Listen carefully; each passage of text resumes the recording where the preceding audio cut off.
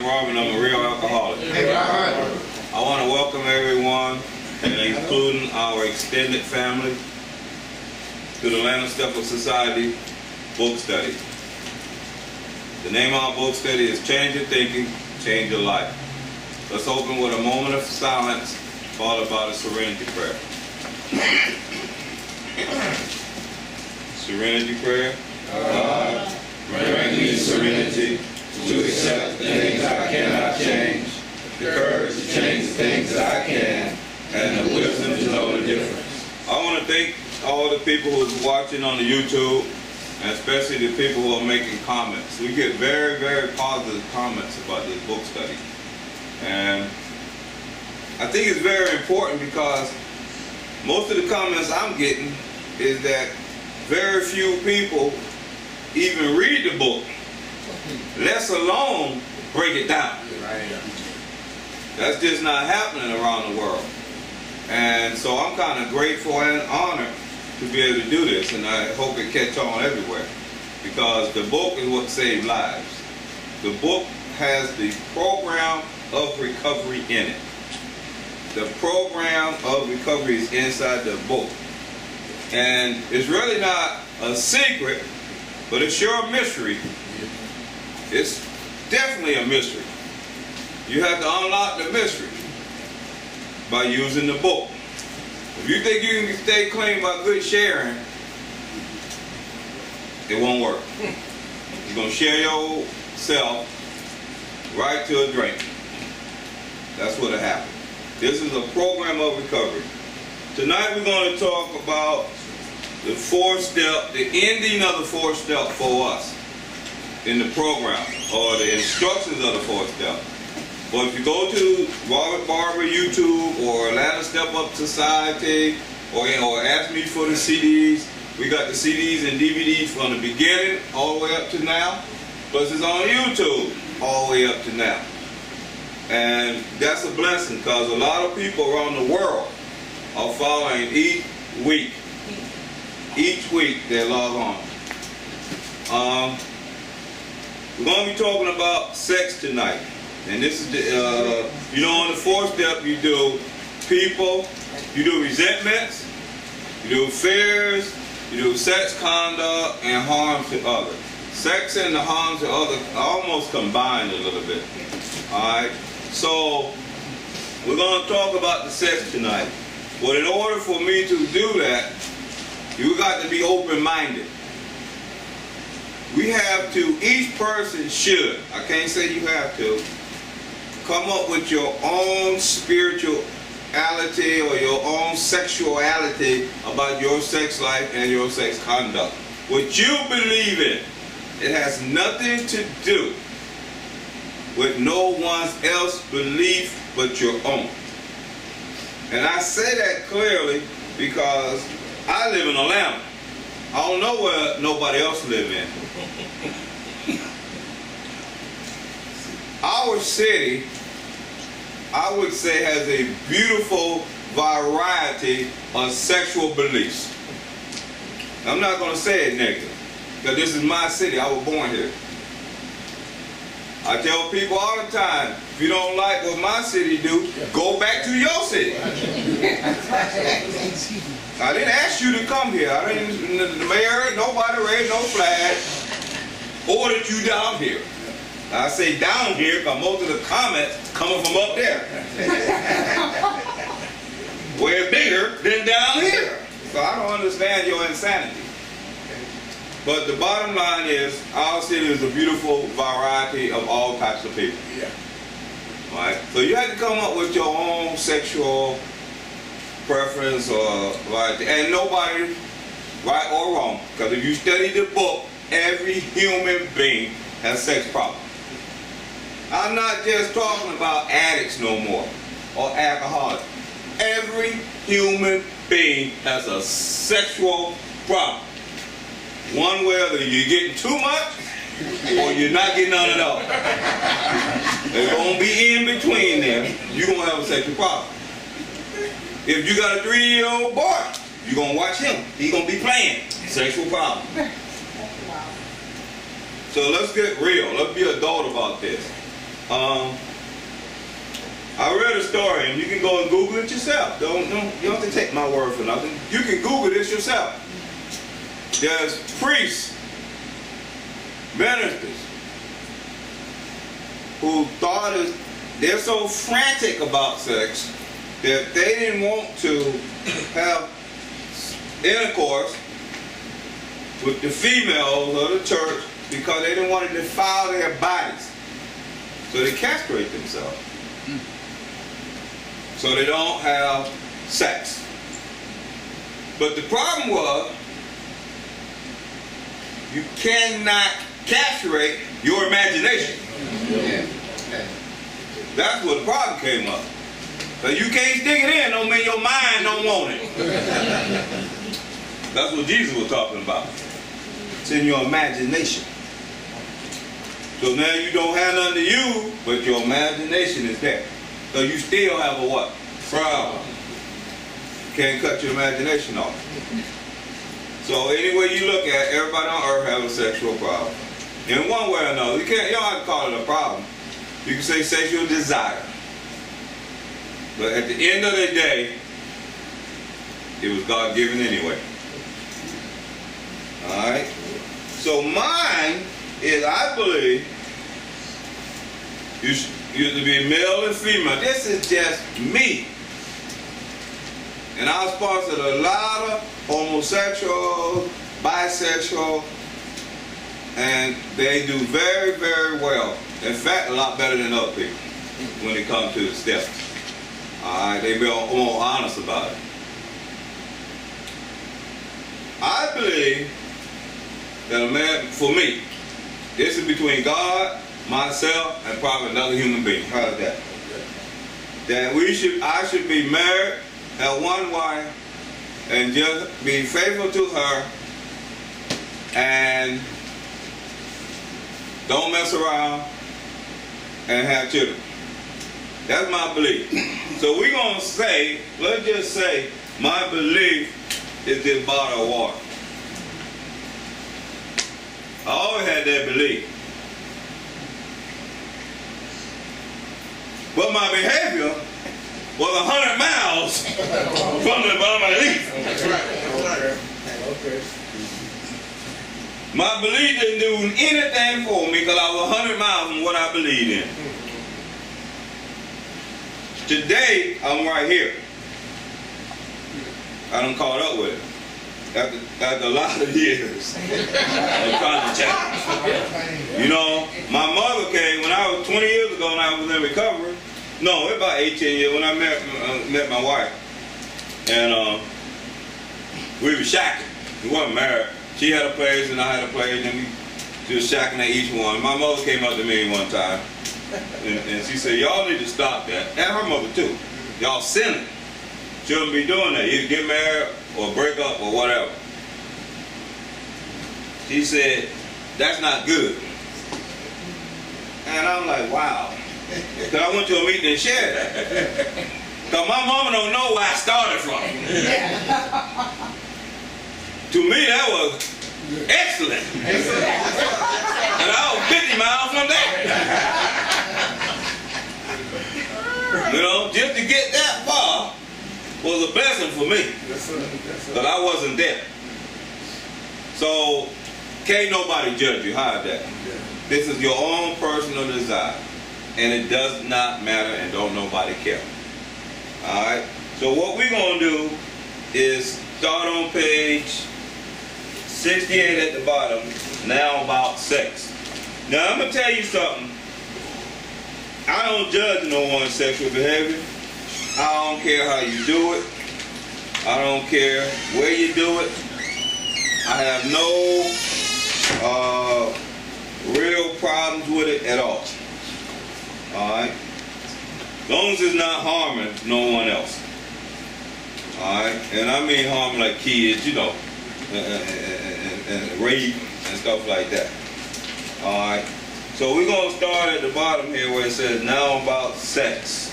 And then we're going to go through this, and hopefully the book will give us a better understanding. Alright, Steve. Now about sex. Many of us needed an overhauling there. But above all, we tried to be sensible on this question. It is easy to get way off track. Here we find human opinions running to extremes. Absurd extremes, perhaps. One set of voices cries that sex is a lust of lower nature, a base necessity of procreation. Then we have voices who cry for sex and more sex, who bewail the institution of marriage, who think that most of the troubles of the race are traceable to sex causes. They think that we do not have enough of it, or that it isn't the right kind. They see its significance everywhere. One school would allow a man no flavor for his flair, and the other would have us on a straight pepper diet.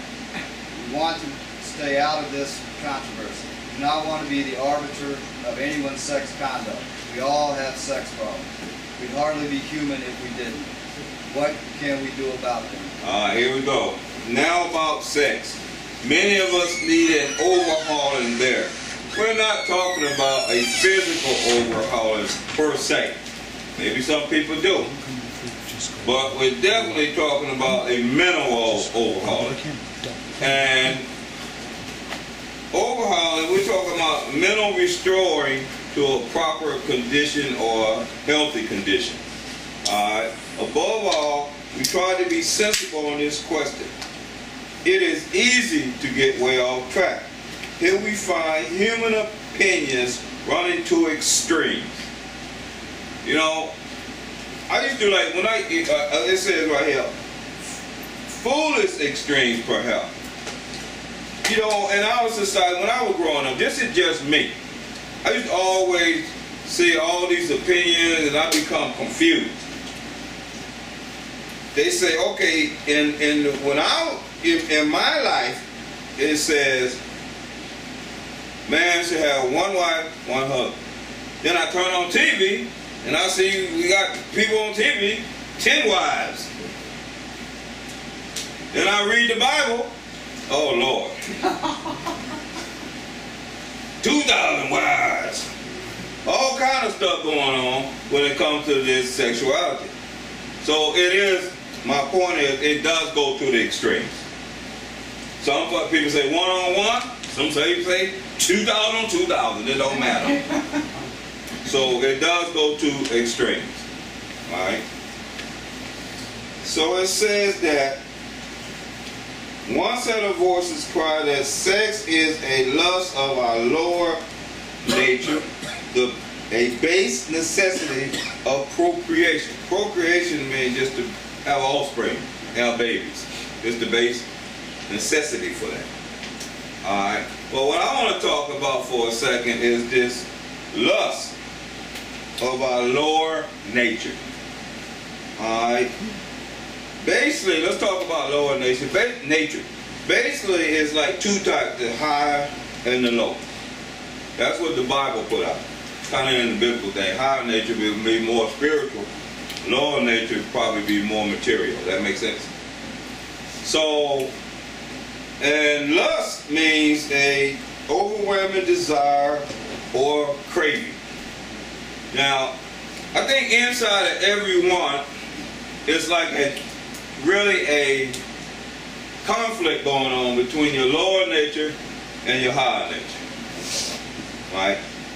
And my higher nature is probably my belief that's more connected to this. You know, being with one wife, being married, faithful, or one man with one man, faithful, one woman with one woman, if that's your belief, faithful. That's what I think will be higher. And higher means that I can get along with myself and God and society with that. And nobody's harmed by that. That would be higher, wouldn't it? Right. But my lower nature will want to sleep with a woman every night. Different one. Don't care. Do my thing. Which is always going to bring on pain. It's going to be pleasurable for a minute. You know, the player always get played in the end. Alright? It's going to bring about pleasure. You think it's a lust. It's desire. And you bring a whole lot of lies in the situation. Craziness in the situation. Fighting. Y'all know the derail. car tires slashed, and always spending your money, and just the whole, that's the lower nature, right? So we kind of strike like zebras. You got both. Alright? So here's the deal about my lower nature. I think for me, because I do have this internal conflict and I've been on both spots, I believe that my lower nature is now my motivator to maintain a higher nature. It helps me. If I'm tempted or something about to happen in that lower nature, I quickly jump out of it to be on a higher plane. So the conflict is not as bad. It's more like avoiding the lower, avoiding the pain to stay in the peace. That makes sense? Yes. Now if you ain't tasted both worlds, stay in the pain. Misery love company. Who wants to be always suffering? Always in pain? Always miserable? That's what it brings about. And you call it fun. Put on your gator shoes and your night clothes and call yourself a player. But you're being played internally. That makes sense? That's the two natures. Alright? Then we have the voices who cry for sex and more sex, who bewail. That's a deep feeling of sadness or regret for the institution of marriage. I think there's some books over there y'all need. I think, in that basket, I think, I said, who think that most of the problems of the race are traceable to sex causes. I know for a fact that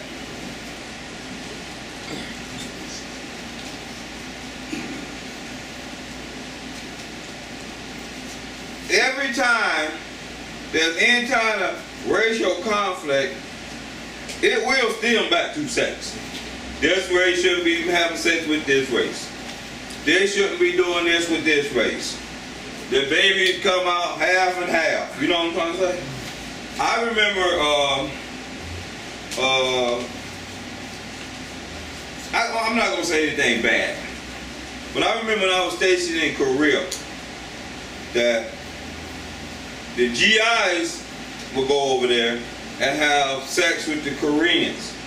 And then you would see the babies, the little children being homeless. Mixed children. Now I'm not getting into no politics, you know what I'm trying to say? But I used to feel sorry or wanting to help when I seen the little blackness. Or the white ones. I could tell, you could tell. And for some strange reason, they were always homeless. Y'all do the math. GIs would go over there, impregnate the women, and the kids would be on the streets. And you know, and don't get me wrong, they weren't stupid. They knew you was American too. Then they see they run over, got their hand out. But it was a sad situation, that makes sense. A sad situation to see the GIs babies on the streets, the little kids. Right, so we would give them money and buy them candy and buy them clothes, you know, try to keep them, I guess, trying to take care of them a little bit, you know, show them charity toward them. Alright. Then you got people that say they think we do not have enough of it or it isn't the right kind. They see its significance everywhere. One school would allow man no flavor for his fare, and the other would have us all on a straight pepper diet. What they're talking about when they say that word fair. if you go to the AA dictionary and then you look up that word and then you look up the page, and the page, I don't know why they put all that sex on page 69. You know? Maybe that's coincidence. I don't have no idea.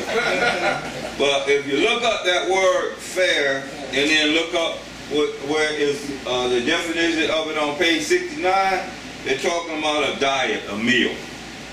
So we're saying we allow man no fair. You got people that eat anything. And then you got other people that's just on a straight pepper diet. They ain't eat nothing. Alright. So it says, this is the point I'm trying to get to though. We want to stay out of this controversy. Every time I'm doing step work with people and family members, and they want to talk about their sexual, relationships at home and stuff like that, I guess I overuse this one. Like, the book tells me to stay out of it. Yeah. So I take that advice. I see other guys that want to counsel. They want to counsel. They want to give their 2 cents. Now, if they say we all got sex problem, your 2 cents might not be 2 cents. You might be giving 1 cent and want 1 cent back. I can't get into that. Ain't nobody, I'm not perfect, nobody else is. And I'm not trained. That's one thing I know that we do very well. We become psychiatrists and psychologists in the room. And ain't trained. They ask you for how much education is, you can't even say GED. Just GE. Don't even have a D. So you can't go around counseling folks, and getting all into people's relationships and how they should do this and how that do that. Even the churches.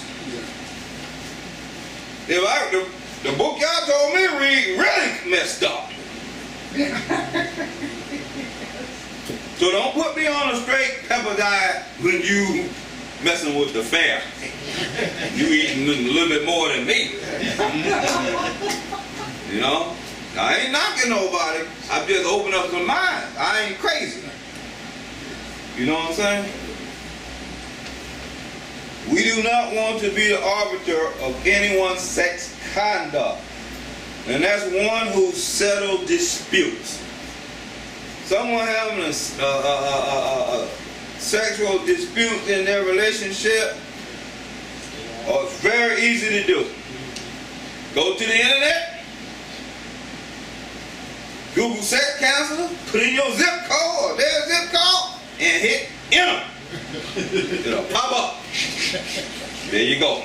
Now print it out. Here's your list. Then we do have sex addicts 12-step program for sex addictions. And we got love addictions. A lot of people don't have sex problems, they have love problems. They fall in love with anything that moves. If they say, hello, you fine, I love you. Love at it. And that's real. That's real. That's real. I'm going to tell you, when I first got in recovery, I had been homeless for a lot of years. I had been homeless for a lot of years. Skid row bum type homeless. Gone all the time. I never blew a sober breath like Bill for years. Every time I breathed, it was alcohol. And I got clean sober, 30 days in treatment at Fulton County, then St. Jude's. St. Jude said I had to get a job. And I was very, very willing to get a job then. But everybody else was working. I saw them with money. I had none. I want to work too. That's quite simple. And I had to catch the bus. Like the first bus came through like 5:30 in the morning to go to my job site. And I never forget that. I'll get on the bus. Then like 2 stops up, another lady would get on the bus. And I thought she was beautiful. And every morning, she would say, good morning to me. Now, by me being homeless all these years, Ain't nobody was saying good morning to me. You know, I was like Casper the ghost in this world. You know how a ghost is in the world but nobody can see it? When you homeless, that's how you feel. You in the world but nobody see you. Nobody paying you no attention. So you feel like Casper. They walk right on by you. You know, walk through you. You know, you're just a ghost. So she was saying good morning. And I called my sponsor one day, you know, after 2 weeks of it. I said, I'm in love. You said, in love? What are you talking about? I said, I'm in love. He said, he scratched his head. He said, well, what makes you think you're in love? I said, because this lady says good morning to me every day and smiles on the bus. So he says, I mean, I suffer from low self-esteem. Yeah. So he said, this is what I want you to do to tell and find out if you're really in love. Sit a little farther back on the bus and let some people be in front of you, because I always want to go to the front of the bus. Let people be in front of you and see if she say good morning to them too. Broke my little heart. She broke my heart. I went to the back of the bus and she said good morning everybody. But that's how easy someone who's searching for love in the wrong places can find it. If somebody show you just a little bit of attention, since you're starving for love, and that goes all the way back to our families, and how we want to love as kids, and you know, so it extends up to adulthood. And we in all these sorrowful, bad, pitiful relationships because we're love addicts. They got classes for that too, meeting for it. Alright, so it says we all have sex problems. They're talking about everybody on earth. We hardly be human if we didn't. What can we do about it?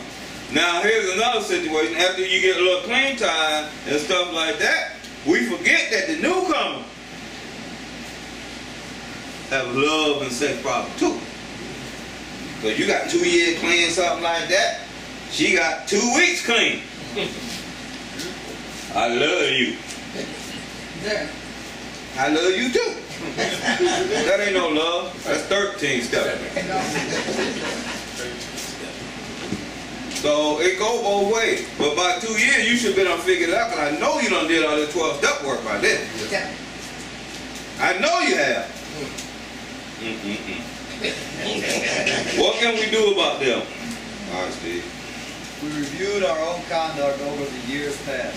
Where had we been selfish, dishonest, or inconsiderate? Whom had we hurt? Did we unjustifiably arouse jealousy, suspicion, or bitterness? Where were we at fault? What should we have done instead? We got this all down on paper and looked at it.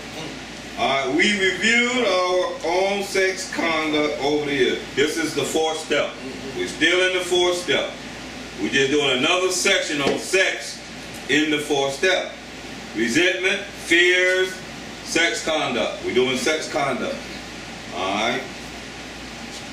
Where we have been selfish, dishonest, or inconsiderate, whom had we hurt? You got to put all this on paper. We got the format. Alright. Did we unjustifiably arouse jealousy, suspicion, or bitterness? Yes, we have. So we do work on this. We got this all down on paper and looked at it. We got to do a review of all this stuff. And we got it on paper. And now we see a pattern of our sexual conduct. We see a pattern of our mental thinking. You know? My thinking used to be so sick, and I'm not alone. And women think like that too, like what I'm about to say. I used to think if I had a baby by that woman, a girl, she'll never leave me. I had 2 baby children by that thinking, and both wives left me. Or both women left me. I ain't married that one. Both of them left me. But that was my sick thinking. all these professional, well, they ain't got to be professional, but the ball players today, they go through that all the time. The celebrity, all the time. There used to be a time when in order to be a celebrity, you really, let's say an entertainer, you really, when I was growing up, we knew the entertainers in the neighborhood, you know, the children, and the ones who wasn't no picking up no mic and start rapping to no song. If you couldn't play an instrument and sing and dance and really do it, you wasn't no entertainer. You just stand on the side like me and watch entertainers.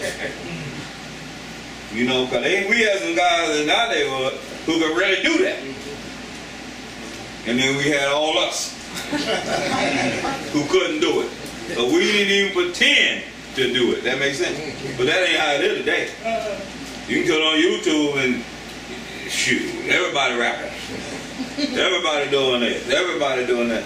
So then you got women who want to, like gold diggers, want to have a baby. Because they think they're going to get this guy for the rest of their life. 6 kids down the line, they don't know nobody. I was in the bank the other day, and a lady came through there. You remember I told y'all I laughed at it funny. And she had 9 kids. 9. And she wasn't, I guess she about 40. And the lady said, well, who are them kids back there? She said, they're all mine. She said, they were all boys. This is kind of weird, all boys. And they all name was Greg. She named all of them Greg. I'm standing right there. All of them named Greg. So the lady said, why you name all your kids Greg? How do they know when you say Greg, come here? Do they all come? She said, no, I call them by their last names. Whoa. Come here, Jackson. Bill. Jones. Bagel. And we have fun with sex. They all got a first name, but they all got a different dad.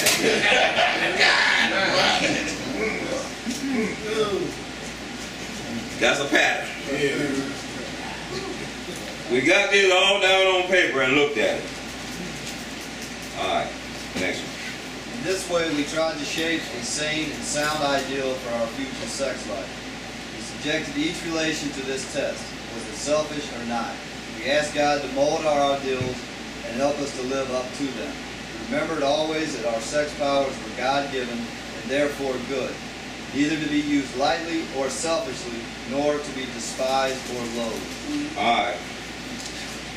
In this way, we try to shape a sane and sound ideal for our future sex life. We see all this chaos, I guess, on paper, and then we got to make some decisions to try to get to a better state of consciousness for our future. That makes sense? Yeah. So remember now, as a man thinketh, so is he. So if you start thinking and believing and acting, if you married and got a success, relationship or something like that, eventually you're behind to catch up to that. If you live in that state of consciousness and feel like it and occupy at the time now, you will have no choice but to manifest to that level. If you stay down here and want to be at that level, you're going to always be down here. Did that go over anybody's head? You got to occupy where you want to be.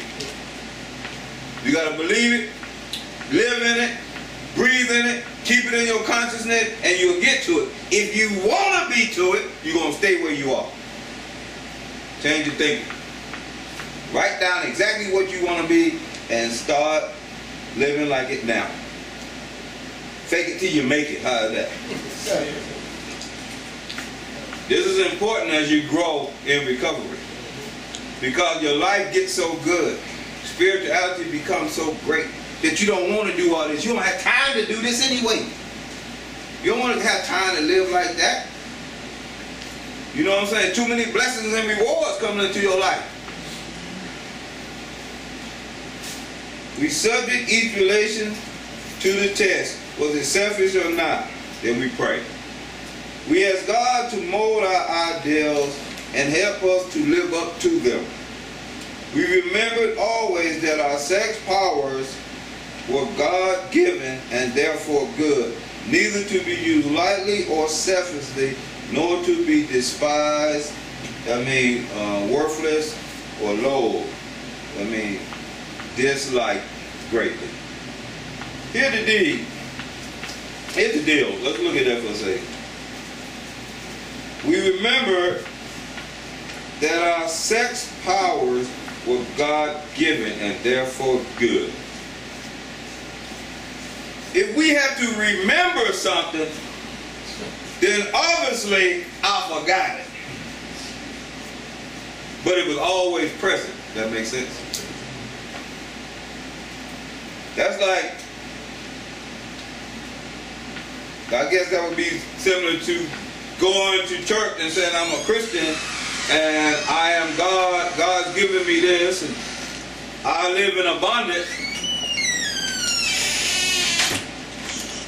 and then don't remember that. Walk around poor and broke. That, that reminds me of, I was going to say a story that was similar to the prodigal son. And like the prodigal son had left the father and all the wealth, right? And he went out and swindled all this and gave up all that. And then when it all gone, he returned to the father because he remembered that the way he used to live and the lifestyle that he had, he went back to that and he was accepted back into it. That makes sense?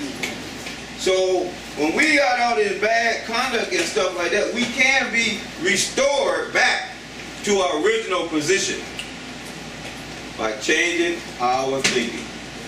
When they use the word remember, they're talking about our mind, our consciousness. That make any sense? You're only going to remember in your mind. Alright, let's do the next paragraph. Whatever our ideal turns out to be, we must be willing to grow toward it. We must be willing to make amends where we have done harm, provided that we do not bring about still more harm in so doing. In other words, we treat sex as we would any other problem. In meditation, we ask God what we should do about each specific matter. The right answer will come if we want it. Alright, remember now this is at the end of the fourth step in the book. I know it's not the end of the fourth step in your paperwork because I've been seeing a lot of it. A lot of people bringing in their step work. But in the book, we're going to continue to go on step 5, 6, 7, 8, 9. We're going to continue while you still continue on your work. Don't put your work down because the study is going in front of it. Do not put it down. I did that. I was doing a great fourth step. It was thick. I was doing a thorough job. Everything was going good. My life was changing. My recovery was changing. I was doing service work in the programs, and I met a girl. And I put that fourth step on the floor and took my foot and kicked it under the bed. 2 months later, she dumped me. And I reached up under there and grabbed my foot back and went back to work. So you don't have to do what I did. My experiences don't have to be yours. Don't put it down. But I told you, remember the first day you slid in the rooms, how miserable you was. If you don't do this step work, you will see that misery again, clean and sober. 2 years clean, 5 years clean, just as miserable as you were the first day you came in. Don't put the step work down because we're going in front of you in the book. All that's doing is getting the recipe for you. So when you get there, you can remember some of this. And not only that, when you get there, you can turn back to that section and reread it and restudy it. Or you can go back onto the internet, look up the YouTube, find that class and review it, or you can go into your CD, or you can go into your DVD, you can get it done. But if you got a sponsor and he has no idea what you're talking about, you'll know that too. You will know that. Well, you don't need to do this. You don't need to go back in the book. You don't need that. No, I don't need you. You got to be bold to be in recovery. You got to stand up for yourself. Somebody tell you don't need to do this, you tell them I don't need you. You go do what you need to do, let me do what I need to do. Alright? Whatever ideals turn out to be, we must be willing to grow toward them. Remember, you have to have your own ideal or concept of your own sexuality. Your own sexuality. It has nothing to do with nobody but God, yourself, and how you feel in society. If that makes you feel good for whatever it is, it's fine with Robert. It's fine with Robert. We must be willing to make amends where we have done harm, provided that we do not bring about still more harm in doing so, or doing it. Now here's the deal. We're in our fourth step, but this is leading us to step what? Now that sentence, I'm going to do it again. This sentence is leading us to where? 8 and 9, making amends. 8 and 9, making amends. So here we are. The book is already starting to prepare you for the next step, for where you headed. That makes sense? It's telling you, you got to make amends. And if you're doing that work, and you in column 4 or the 4th step, you already know you got to make amends by now. You can see it. Alright. In other words, we treat sex as we would any other problem. In meditation, when we meditate, what step is that? 11. It's giving you hints. We ask God what we should do about each specific matter. The right answer will come if we want it. Now this is what I had to learn. Because remember, God is inside of it. We're talking about inside of my consciousness. Alright? Not no picture on the wall for me no more. But inside of my consciousness. Now if I'm meditating, and I'm in a bad situation that I think gonna harm someone, and I'm praying, and my own mind tell me, or give me a solution, don't ignore that, and just think it was just me. Because everything comes from within. That makes sense? Because I remember I used to sit down and pray and meditate, and I get a good answer. But I said, oh no, I'm waiting on the one from out there. I'm waiting on the one that's going to fall out the sky. Because I believe in outside God. It's inside. You was here yourself. Give you the right answer. Don't ignore that one. I'm just putting that out to the world. Don't ignore that one.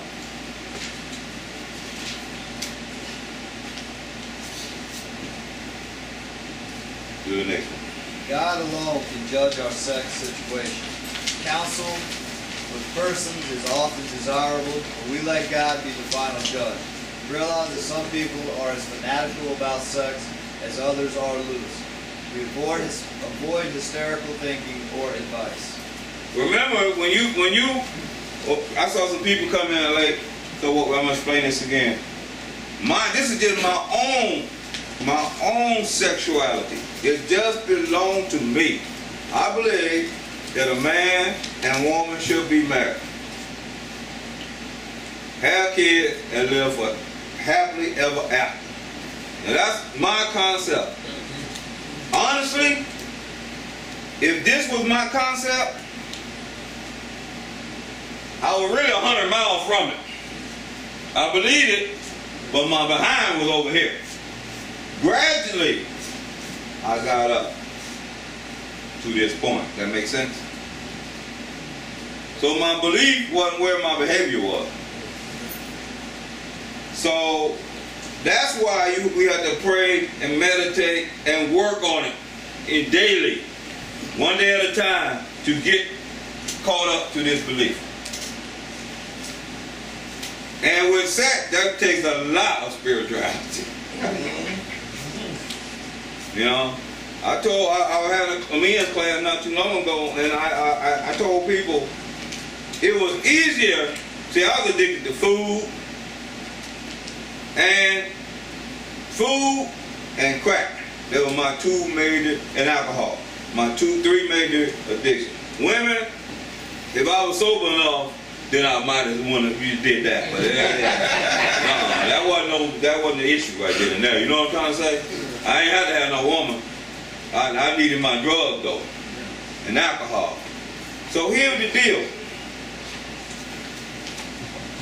When I stopped doing the alcohol and the drugs, I started eating more. Right.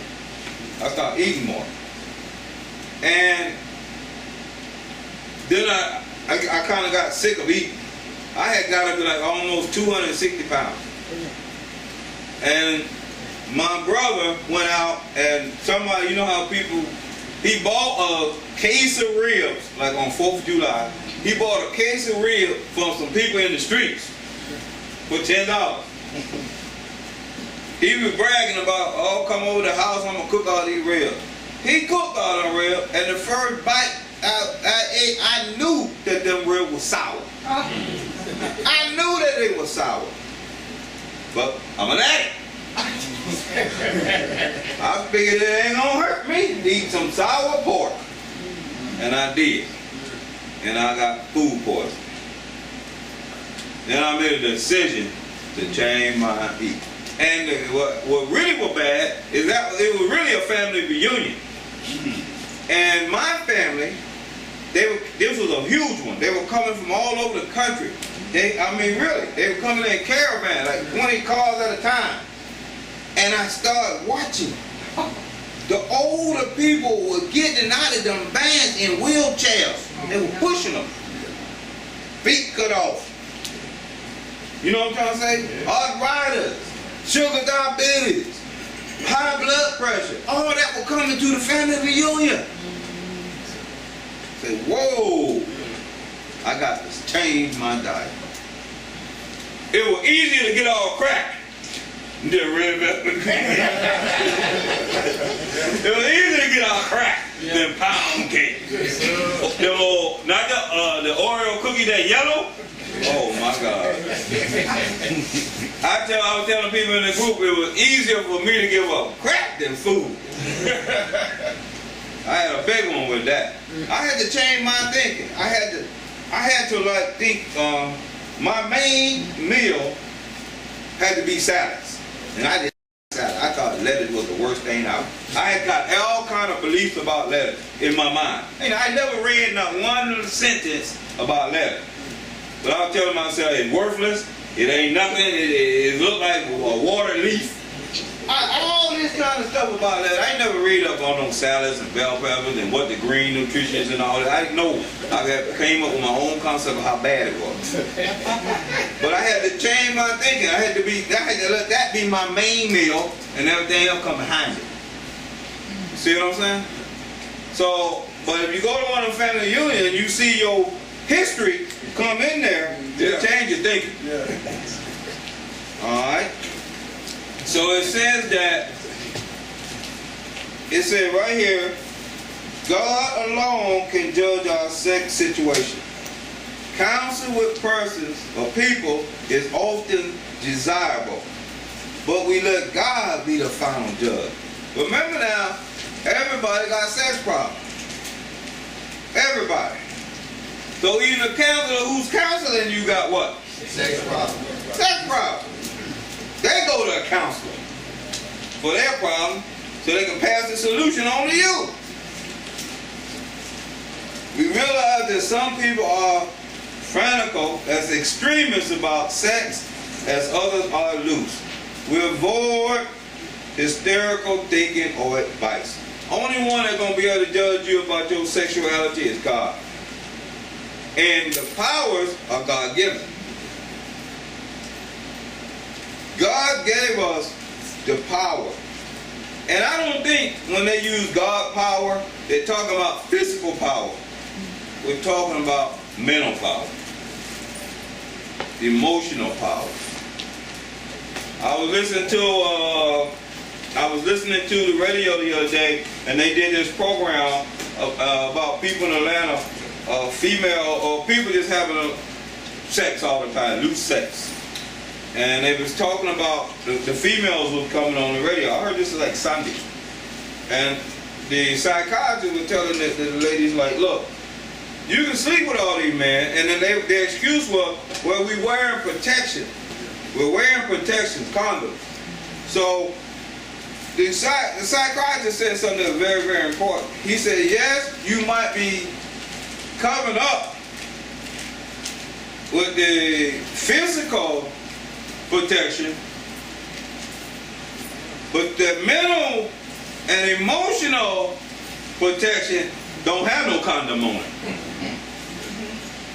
That don't have a condom on it. So if you get a woman or a man with low self-esteem, y'all know what I'm talking about. He got low self-esteem, she got low self-esteem, you wear a condom, and then the next night, he's knocking on your door at 2 in the morning. And you with someone else, that's a problem. But the problem was, you could not cover up the emotional and the mental. You couldn't use a condom on that. Alright, so it just gets all out of proportion. Alright, keep going. Suppose we fall short of this chosen ideal and stumble. Does this mean we are going to get drunk? Some people tell us so. This is only a half-truth. Depends on us and our motive. We are sorry for what we have done and have an honest desire to let God take us to better things. We believe that we will be forgiven and will have learned our lesson. We are not sorry, and our conduct continues to harm others. We are quite sure it's a dream. We are not theorizing. These are the facts of our own experience.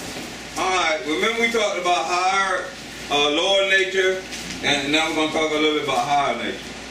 If you're doing a lot of all kind of sex stuff and you're full of guilt and shame, that's lower. That's lower.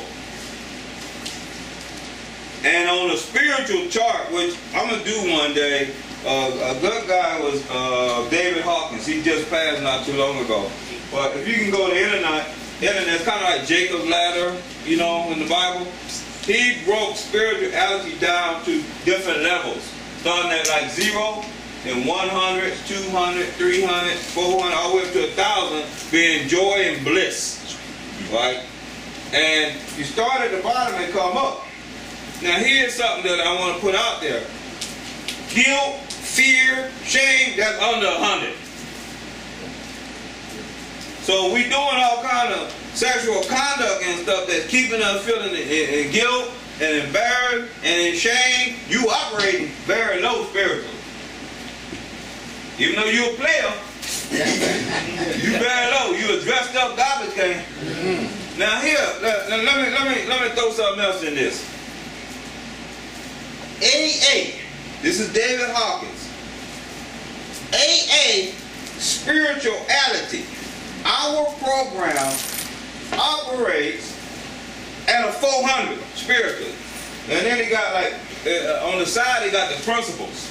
Like hope. You know what I'm trying to say? Faith might be 500. We operate at a 400. Our program operates at a 400. Everybody say 400. 400. Now, if you go to a lot of meetings and you're not doing the work, but you still practicing all your old behavior, all that, you are operating on a 100. But since you come to the meetings, you think you at 400. That's AA.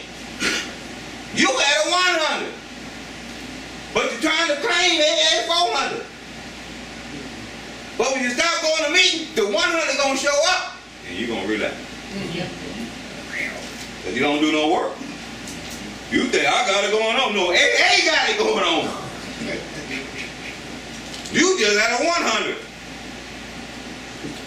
90 and 90, 100.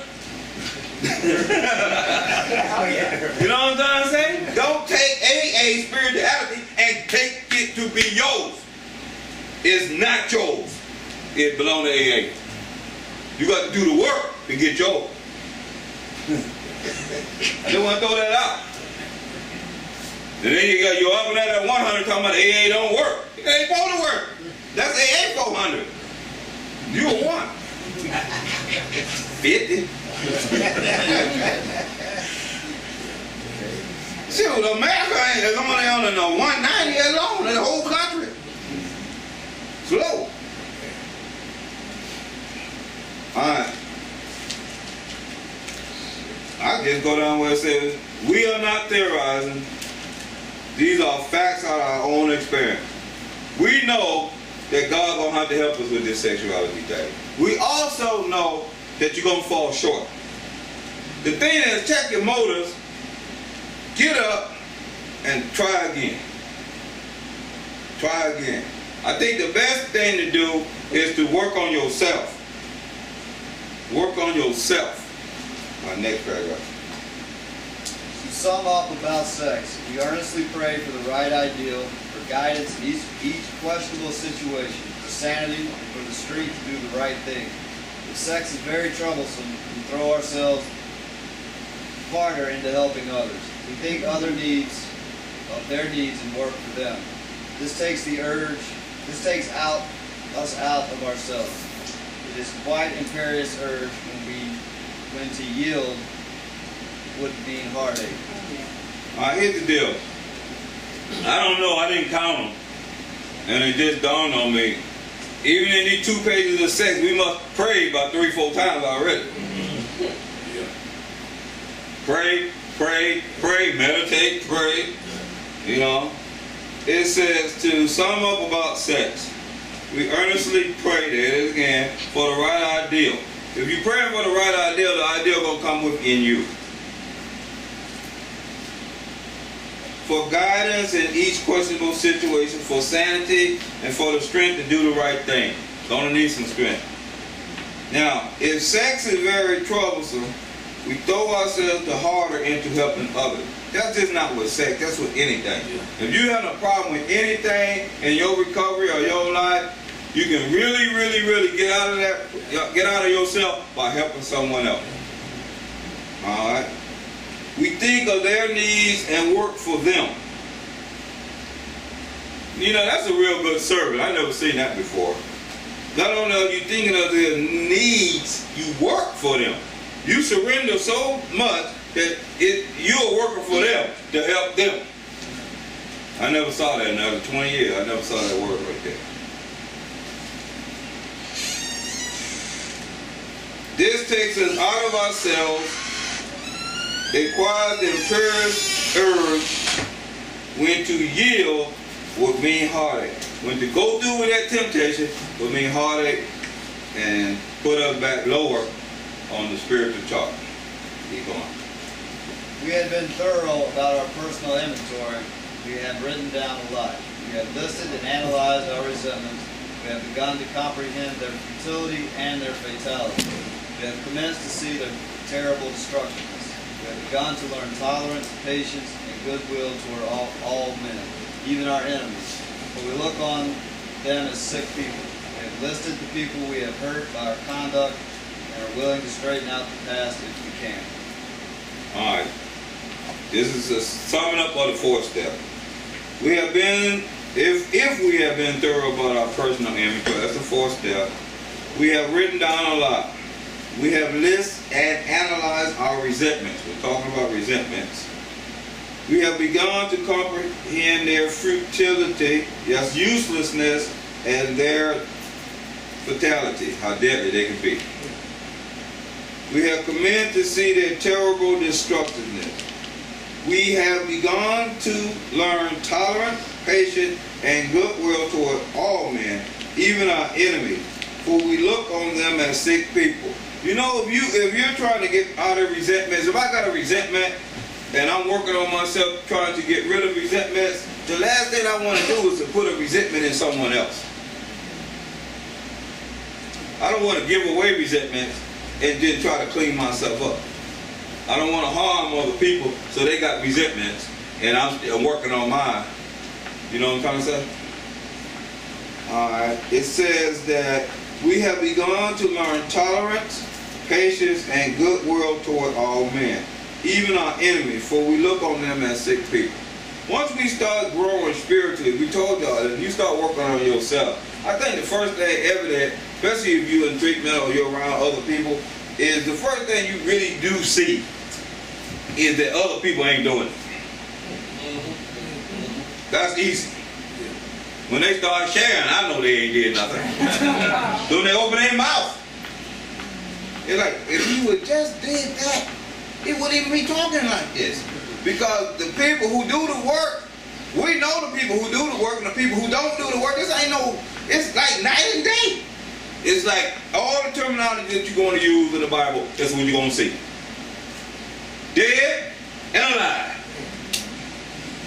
Darkness, light. Slow, fast.